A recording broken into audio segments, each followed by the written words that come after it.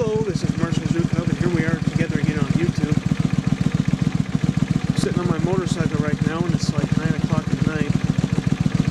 And you can see the light here on low beam and on high beam. And you can see kind of how inadequate the lighting is. It's not bad on low beam, but it doesn't put very much light out very far in front of you.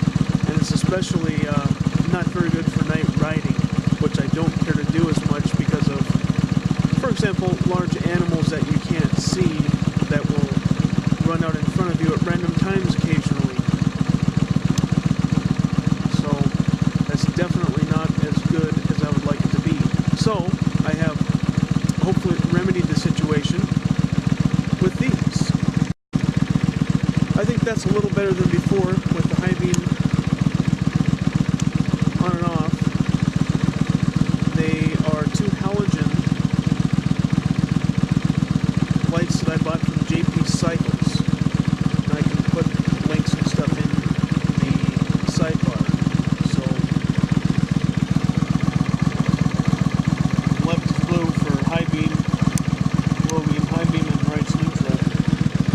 But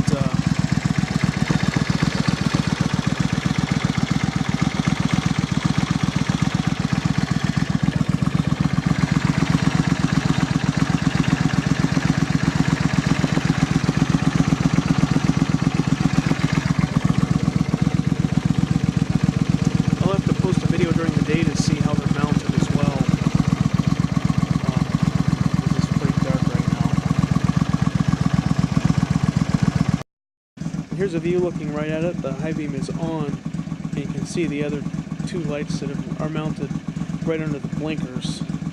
You can just barely see the blinkers at the top.